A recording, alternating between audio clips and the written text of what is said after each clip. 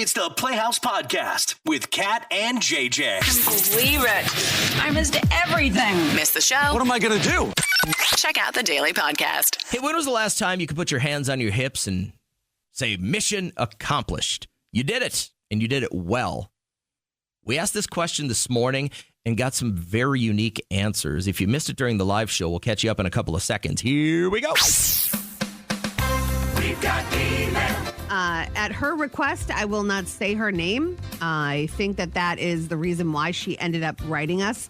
This came in on Friday, and it took both of us back a little bit. It says, I've wanted to tell people for so long about a secret that I've had. It's something that I go to therapy for. It's something that I'm not proud of, but I felt like I had to do because it was the best decision. I'm hoping that people out there might feel like they want to share something or get something off their chest. Emailing you guys already feels good. When I was 19, I was in college on the West Coast. I ended up carrying a baby to term, gave her up for adoption. I went on with life. 2 years later, I was assaulted, which resulted in yet another pregnancy. Ooh. I did the entire thing over again. I'm now in my mid-40s. No one has a clue that any of that happened in the earlier part of my life. My family, my husband, they have no clue, no idea, no one. I really didn't have many friends in college. And when I hit a certain part of both those pregnancies, I was somewhat of a recluse. And both those pregnancies I hid really well. Once again, just wanted to get this off my chest, hoping it would inspire other people to do the same in my therapy journey. That's a lot to carry around by yourself. As a woman, and those feelings that she probably didn't handle until she just started going to therapy. One, getting assaulted too, by the way, and then giving away 2 babies that you grew. This isn't like you going to the clinic and getting it taken care of, which is still very emotionally disturbing. This is heavy. I definitely do not have any deep, dark stories like that or secrets that I want to get off my chest. I don't know anything that I've ever done that has weighed on me that much. I got something I need to confess. Doubtful. When I was you know what an acolyte is? No. So it's the Lutheran equivalent to an altar boy. You got to put on the red and white robe, and you light the candles, and then you sit in the front row, and then you help with communion and stuff like that. So when I was 13, my friend Jason and we were acolytes. You drank all the wine. We did. We stole a bottle of wine. Blasphemy. Stole a bottle of wine from the church. Oh, my God. Yeah, they had a bunch of them in the little side area. And here, I thought Jesus was back there every Sunday. Just making the wine. I want to recap this email real quick. Yes, and we're going to keep her anonymous because it did take her a couple of decades to write somebody or even get it off her chest. And she had emailed us on Friday something that she has just started going to therapy for. She's not proud of her decisions that she made early on in life. And she said, this is what I want to get off my chest, emailing you guys, that when I was 19, I was in college on the West Coast, ended up carrying to term a baby, gave her up for adoption, went on with life. And then 2 years later, I was assaulted, which resulted in another pregnancy, which I did the entire process again. Now I'm in my mid-40s. No one has any clue that any of that happened. My family, my husband, nobody. So looks like she knew what to do at certain times of her pregnancy and just kind of escape away from anybody that she knew.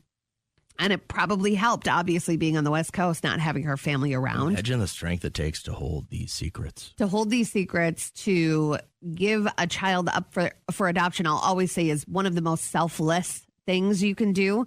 She knew she couldn't take care of either of them. And so she's been carrying that around. Like, that's not good for you. Now, Adam, I appreciate you holding. I know as soon as you heard the adoption thing, you wanted to chime in on this because you have some knowledge in the situation. So I come from a big family myself, and I've been with my girlfriend for a considerably very, very long time. And, we had a little unplanned I guess, miracle. But we're not prepared for that. So my girlfriend we talked about it, and she we put up the child for adoption because we knew we were not equipped for it. Yeah. And I don't think there's anything particularly wrong with that, especially considering that we were giving another family a chance to experience this miracle, that is probably way more ready for this than I am. So you're both on the same page, though, which is the first start to it, right? Yeah, it does take a lot of conversation, a lot of being on the same page, and and our relationship became stronger after that. The fact that you guys stayed together is pretty this could amazing. Be a very, very pivotal point in a relationship. Real quick question: do you know where this baby is? Who they've grown up to be? Do you have any communication or anything with this child? Short answer, nope. Long answer, nope. Okay. Let's get bingo started, guys. Bingo. How fun. Last week, someone lost an eye at bingo. Bingo. Bingo what bingo? Bingo. We talk about our lives way too much. I want to talk about you, but only the first person through gets the bingo. What are we looking for this morning? Kat's looking for the first person that can call us who has ever had a good friend do something that was totally messed up. This woman found out that her really good friend and coworker was sleeping with her boyfriend. There was this one random day where I was feeling very sick at work, so I decided to come home early. And that's when I caught her and my boyfriend in the act. I'm staying with him to just do him worse. I'm also trying to repair my friendship with her just to try to get back at her son. He's a very attractive young guy. Oh, no. One day where I was at her place, he was there. I got him alone. We exchanged phone numbers and we just started texting nonstop. This very quickly led to us exchanging pictures and that also quickly led to us sneaking around and sleeping together. Eye for an eye, she says. You're going to sleep with my boyfriend. I'm going to sleep with your son to get you back. Jesus. But neither of them in the right. But you have had a good friend do something that was totally messed up and it made you feel very sad. I'm going to be looking for anyone listening who is part of a club or a group that we've probably never heard about. It's really, really unique. I was just kind of working out the other day and I looked over and my moped has been in storage since we kind of moved. And I'm like, oh, I miss my buddies in the moped mafia. When we moved, it's just not feasible to get together and solve crimes together as middle-aged men. Yeah, and you guys really did bother a lot of law enforcement. Well, no, they loved that we were there to help support. Is the feedback I got is that they were always just happy that we were around, to help with things maybe they didn't have time for. Yeah. So I feel like I'm doing my community a disservice by not doing this, but the Moped Mafia was a fun club that nobody had ever heard of, and we just kind of made it a thing. So I'm looking for anyone listening who is part of a club or a group that we've probably never heard of, and Kat's looking for anyone listening who had a good friend that did you dirty, did something that was just not nice. If either of these fit, you got to call now. Bingo. How fun. Last week, someone lost an eye at bingo. Bingo. Bingo what bingo? Bingo. So with listener bingo, Kat and I each go looking for something a little bit different. This morning, she's on the hunt for anyone listening who has ever had a good friend do something totally messed up. This girl who's friends with her coworker, they've gotten really close, found out that she was sleeping with her boyfriend. So then she decided, well, maybe I'll try this. She got with the kid of the girl. We exchanged phone numbers and we just started texting nonstop. This very quickly led to us exchanging pictures and that also quickly led to us sneaking around and sleeping together. So didn't say kid, he was 19. Well, right, but yeah, she's like, you're going to sleep with my boyfriend, I'm going to sleep with your son, and you're going to see how that feels. But you had a friend do something that didn't feel very good. These are the things that you see end up with somebody getting shot. Mm-hmm.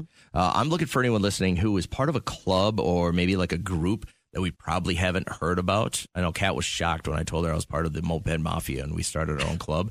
And she wanted to get in the worst way. She's like, well, hey, I have a recumbent bike. Can I get in? I'm like, no, you people are losers. Good morning, Rachel. How you doing? Pretty good. How are you? Good. Which one do you fit? Who's going to get the bingo here? Well, I'm not a part of any group. We are our family is part of the Hellfire group, though. With Stranger Things, we all have matching shirts. But no, I have one for the bingo one. Somebody did you dirty, your best friend? Yeah, so we were friends since second grade, and then when I was 19, I found out I was pregnant.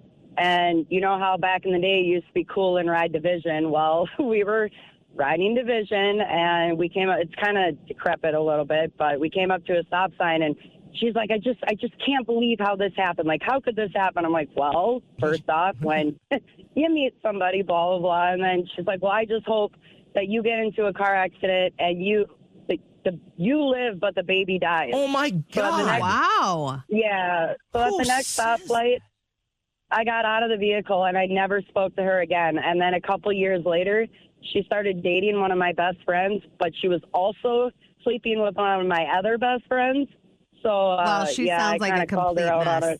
You know, and people that say stuff like that, they're the ones that are always like, I didn't mean what I said. You absolutely cannot try to get out of that one. That is wild. Yeah. That's such a horrible human move. That was disgusting. I'm glad you ditched her. Anybody that can even think that way, let alone say it out the mouth, they're a little lost. So, my God, I bet you know what's happened to her right now. Is she just in a poor space?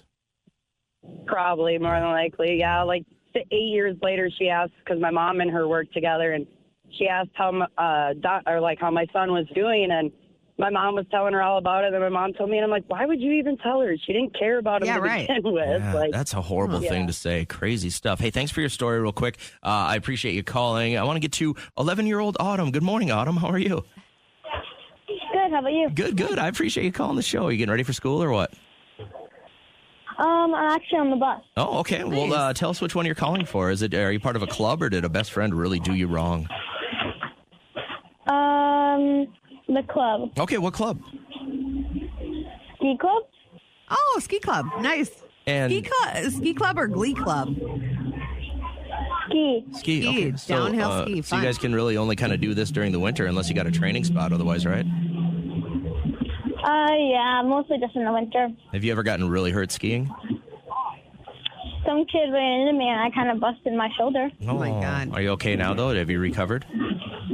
Yeah. Yeah, and you're 11 years old. Do you find that when you go to the ski hill, like for fun, that you're way better than everybody else? Kind of. Yeah, you'd embarrass the hell out of me, wouldn't you? Yeah, probably. Probably. All right, have a great day at school. Thanks for checking in. I appreciate that. Everybody's buzzing about these concert tickets we've got. We've got Chris Stapleton, we've got Bruno Mars, we've got Rascal Flatts. And the best part is you choose which concert you want to go to when you win at 6:05 during the live show Monday morning. Right now, though, let's finish up the podcast. Good morning. It's the Playhouse with Kat and JJ. What habit makes you a complete D-bag?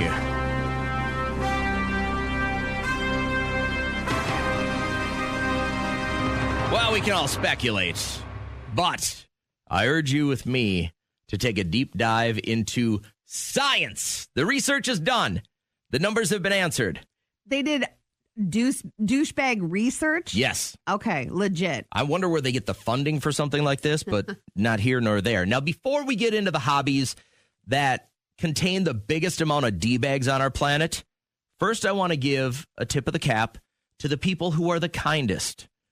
On the backside of this research, the following people, if this is your hobby, you are almost guaranteed to be a kind, good human being.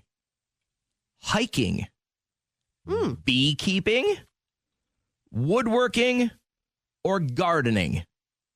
Okay. If you do those on a regular basis with your free time, it is safe to assume you are a good human being.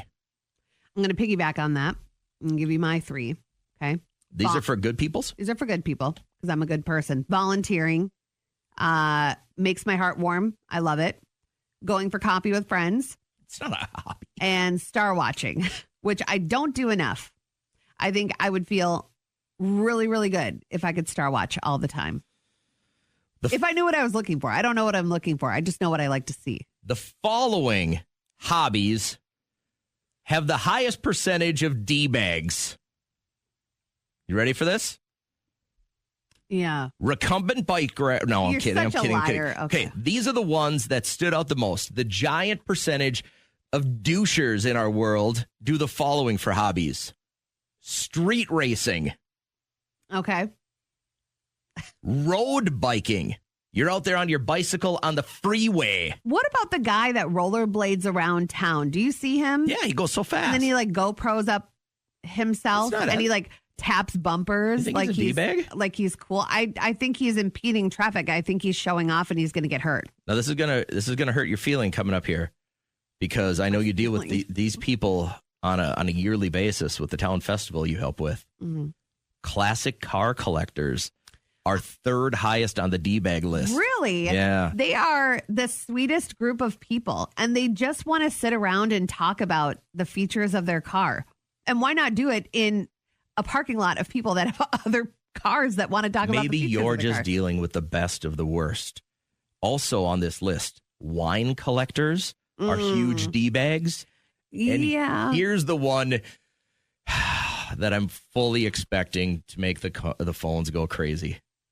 The biggest D-bag hobby you can have, according to science, I'm not making this up, pickleball. Really? Yeah. Okay. They have said the biggest percentage of absolute jerks on the planet have a hobby of pickleball. You know, I do know that it's a very common sport to play among the wealthy, and it's how they do deals. You know, that's like the new golf course for them. Pickleball. But I enjoy playing pickleball with my friends. Like, they're that not makes sense. douchebags. That makes good sense. Ugh. If you're on the, I thought you were going to say crocheting. I feel you're a like douchebag if you crochet. I feel like they act like somewhat elitist. You know, like, oh, don't mind me feeling cute. Might just make a wardrobe today. You know, it's like, cool. Wow. I don't know. Okay, so that's exactly what I'm looking for. What in your line of sight would you have as a hobby that would probably indicate you're a D-bag? That's what I want you to call with real quick, all right? Text if you have to, but I'd love to hear your voice. 320-251-1047. I'm sorry if you love pickleball, but the research says you're a D-bag. I don't think that is true. I didn't make up the research. I'm just echoing what's going on out there. All right. What I want to look for, though, is if you had to pick one other hobby that would almost guarantee if you met that person and they had that as a hobby, they were a big D-bag. Good morning. I'm the rollerblade guy. Wait. This is the rollerblade guy? So what's your first name? James? My name's Jimmy, but I go by the Mad Roller. Is kind of a nickname I've had for a while. Okay, so why do you think Kat has such a problem with what you do? To me, I've seen you out there and you look like you're just having a good time. I just want to know the motive. You know, like you touch other people's property. Someone's gonna teach you a lesson and open their door when you are mid-stride and you are going down. Well, I've just surpassed 40,000 miles lifetime rollerblading. Let's through the streets of St. Paul. Let's go, Jimmy. What do you get for that? You know, I'm in unbelievably great shape. My resting heart rate is 56, and I'm 52 years old, so that puts me in athletic category. I'm a third-generation hockey player. I get out in the streets. I'm addicted to adrenaline. My first video I made is called The Addict, and it's about being addicted to adrenaline and getting my fix by skating through the streets. Just What's a lot another of fun, way you like to know? get your adrenaline? Like, as far as a junkie, what's another way you can get it? I just got back from 10 days in Colorado snowboarding in Breckenridge. Let's go. Wow. See, I think you're doing a great job, man. I love seeing you out there. Kat apparently has a problem with anyone that's not exactly like her. That is not true. Jimmy, what do you think about the recumbent bike community? Are they as bad as we think they are? I think there's a high percentage of douchebags in that category. Is that what was going on? He would say that. He saw his opportunity and took his shot. So what we're talking about is the hobbies. And science has now said there is a giant percentage of D-bags in these hobbies. Pickleball, wine collecting, classic car collectors, road biking, and street racing. And some of the texts that were coming in, we asked you, what are some of the other hobbies that you would automatically link to being a D-bag? I see souping up your truck as one. Bodybuilding, gym bro. Oh, really? Amy says golf, which, yeah, you could find some D-bags on the course. I like to golf as much as I can, but you're right. There are a giant percentage of douchers on the golf course. Yeah. Is someone dogging on me for star watching? Yes. Stargazing.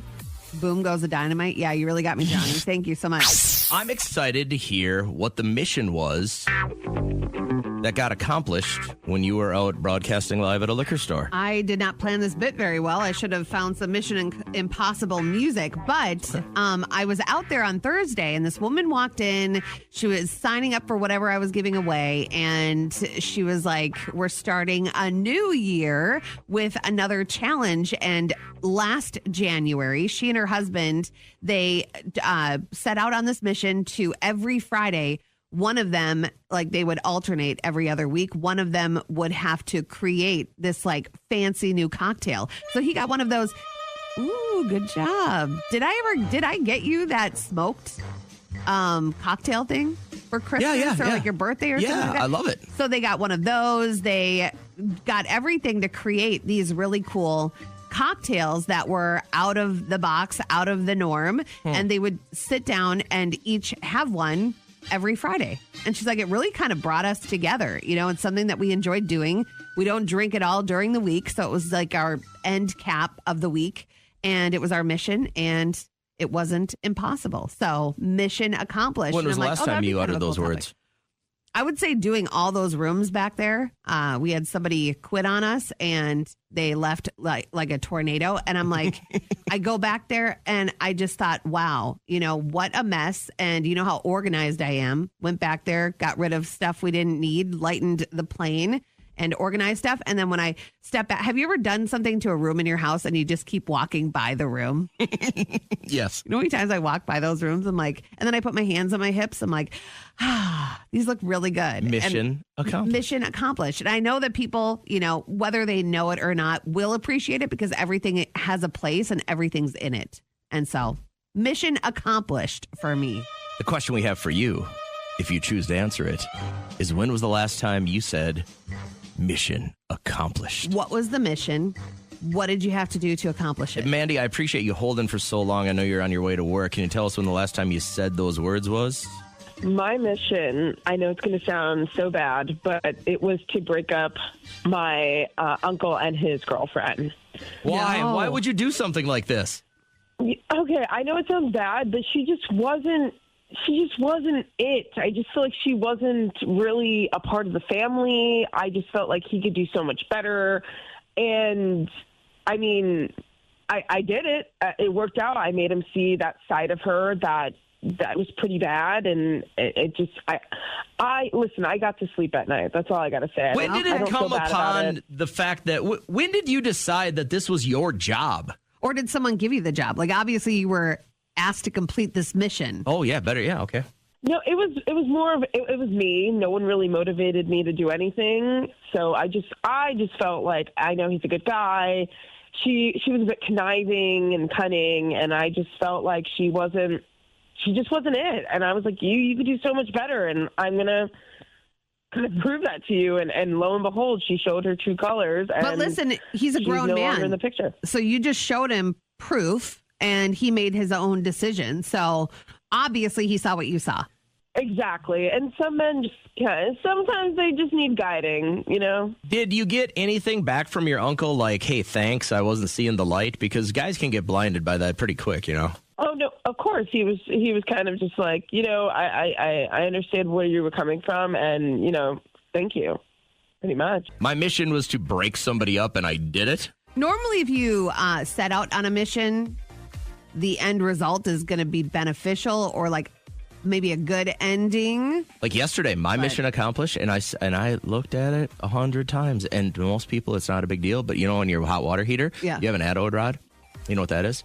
It's this rod that gathers up all the crap that's supposed to be in your hot water heater. Yeah. You're supposed to change it out like every couple of years or when it goes bad. I don't think people know this. I didn't know this. A couple of homes, I've never known this. And so I changed ours out yesterday, but they finished the room that our hot water heater is in after the hot water heater was installed. So you got to pull this like 4-foot rod out, and I only had like 1.5 foot ceiling space. So I had to pull it out as far as I could, clamp it, get the sawzall out there, saw it in half, and then do it again to get this whole thing out. I was sweating bullets in there. I was just pouring sweat because this was like trying to cut through this metal rod. It took me like an hour to do this, but I got the new one in, got it on, And I just stood there with my hands on my hips. And I was like, It's a good mission feeling. accomplished. And the rest of the people in my house were like, why are you making so much noise in there? Yeah. What are you doing even? I'm like, I was trying to give you What are a you better doing even? I was trying to give you a better life. You know, you don't teach me much often, but when you do, it's impactful. And one thing that you've been trying to hammer into my mind for a long time is to not sweat the small stuff, not care about a ton of things unless it's important to you, right? Like that's how you live your life. I can't name 10 things I care about. You can't? You don't know 10 people that you care about? Well, okay, people is one. I But care 10 about some things I you can't care about? I don't think there's 10 things that occupy mental rent for me right now. Well, I guess that's good. I mean, that's a personal choice. There are people that are starting to list off things that they don't care about. I don't care anymore. So for this year, they're going to try to make a concerted effort to not care about certain things out there, like answering texts as soon as possible was on the list. The hell cares? That's one thing I got to get over. I'm like always the first one to answer, you know, and it's like sometimes let somebody else. Like I need to take a beat. You know what I've become very, very good at is when I see like there's group messages for, you know, all my kids' athletic stuff and they'll be needing this or whatever. Man, I let that sit and all of a sudden there's 10 other people that want to do that meaningless job. Yeah. But would you? If somebody came down personally asked you, could you do this? Of course I could. Okay. It doesn't mean I'm gonna. Someone else said, I will quit climbing the career ladder. I just want something stable, a low-key job that pays enough to cover my bills and still allow a work/life balance. That's the big thing. That phrase right there has become so key to so many people's lives, a work-life balance. Can I pay the bills? Can we have a little extra fun? Can I make sure there's clothes on my family's back and food on the table and a roof over their head? And then do I not hate my job? But I don't want people that are capable of leading me to be at that spot, because there are some people that will then not be capable of leading me. Well, do you know how it gets and there? be able to lead us for almost 4 years. It's not their fault. It's the people they're answering to. They're just not appreciated enough. And so they're like, I don't want to do this. Yeah, that's too bad. You might be the most capable person at work to do a position, and then you just maybe have been kicked too many times. People don't quit jobs. They quit managers. Yes. They quit supervisors. Another one was maintaining relationships that only survive on nostalgia. Man, that hit. That hit. I love a good back in the day story. I love a good feeling that goes along with it. But that's something that I need to work on. You're younger than I am, so you're not at this point yet. But for sure, over the last 10 years of my life, like those people that I had, you know, like a meaningless relationship with from high school or college or whatever, like they just whatever. Oh, happy birthday. Great. That's it. You know what I mean? Hey, do you ever want to get together? No, I'm not interested anymore. Yeah. I haven't talked to you in 5 years. What do you need? What are you trying to sell me? That's where my radar goes all the time. Yeah. I've been hit up by so many people that I went to college with that want to be my financial advisor. Mm-hmm. They want to help me find a job. Found out you have Bruno Mars tickets. Right, that too, that happens. But like those people, it's so off the radar. And I'll tell you what, like I said, I've made this concerted effort over about the last 3 years to really just back off social media. And that's where that group of people live. Yeah. They're pariahs out there, man. They see that you're online and boom, like they don't have to talk to you. They don't have to make face-to-face contact with you, but they can ask you for something that you would never give them because they saw your Facebook Messenger was open. Yeah. I think one thing that I'm going to maybe care less about is to not be hurt if someone isn't reaching out to do stuff with me as much as I do for them. You know, it's just like, well, maybe they just don't have the time. You know, I look at it, I'm like, we all have crazy lives. And so that part I need to just like chill on, because I'm like, well, you know, I'm always the one that asks you to go. If you know Kat on a personal level, soon you'll get the I don't care from her anymore. That's the best too, is when you can just be like, I don't care. I don't care. Dana just texted, the religion I was brought up with. I don't care. So I can see people, you know, obviously if you marry into Lutheran, you were raised Catholic, and then you're like, maybe I just want to do this for the rest of my life. It's not all that different. I think something to make you bail on your religion or your beliefs, something happened. Yeah. You know, because... Or you just found a better way, something else that sparked you and made more sense. That's okay. That's okay. Maybe it just never made sense to you, and then all of a sudden it made sense in a different way. And you're like, okay, I'm going to stick with this now. That's why I ask so many questions about other religions. I really want to find out more. Like I had a theology class in college, and it was the most appealing thing to me. I have so many questions about everybody else and why they believe certain things. I have so many questions. But what bothers me is when I ask somebody why, and they go, I don't know. I think I don't know can be an answer. I don't know. It just goes along with a feeling. Like, can you always describe a feeling? No, but you can describe like a belief. Or why you can are you a Lutheran? I don't know. I just like the way I feel after I go to church. That's fine.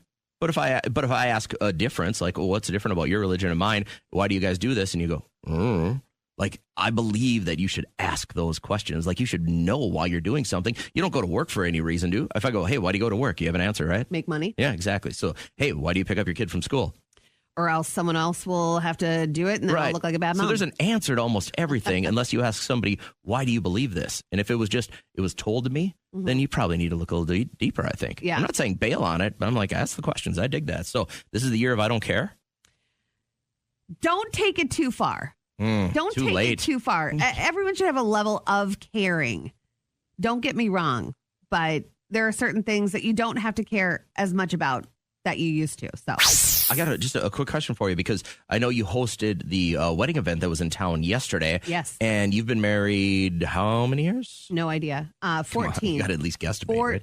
14. Okay, so after 14 years, you go and your job is to kind of host this wedding event, right? It's everybody getting together, thinking about their big day, kind of planning and everything like that. What do you think has changed the most since you were planning your wedding to what weddings are like right now? I think just some of the features that are now available, like the live painting. Wait, what? That you can do. This woman named Nikki Works LLC, she'll like stand there with a canvas. Her name has LLC on it? Yes.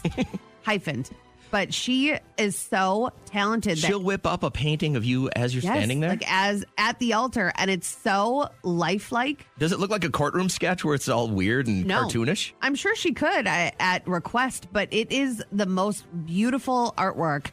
Can you imagine having a one-of-a-kind piece like that is so sentimental and special? Does this get usually done at like the reception?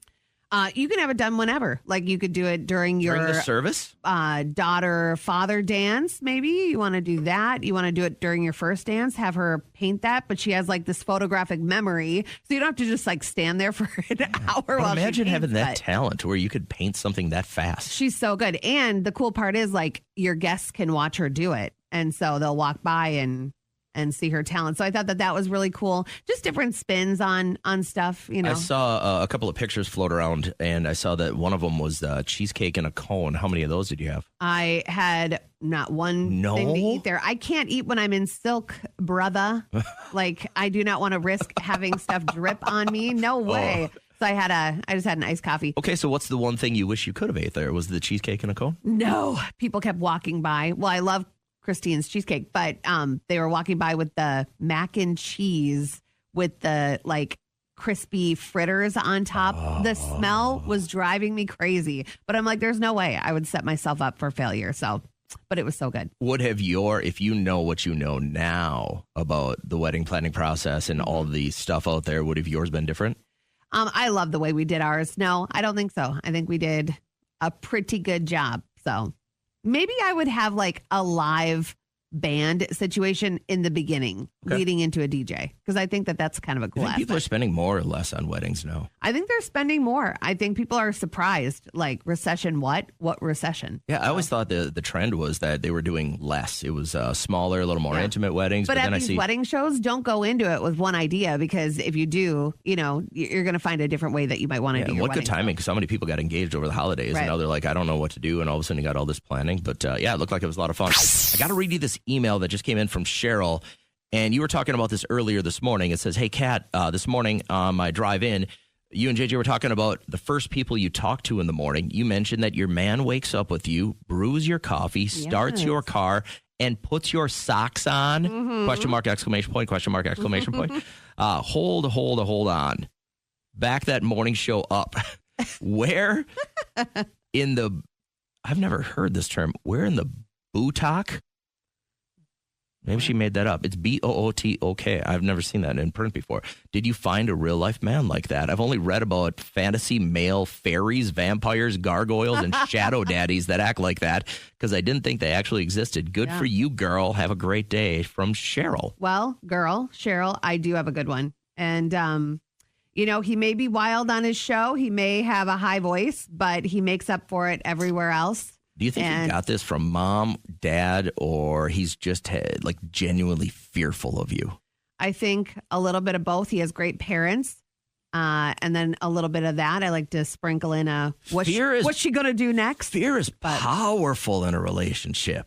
But I think he does it. He just likes to treat me like a queen. And who am I to say no?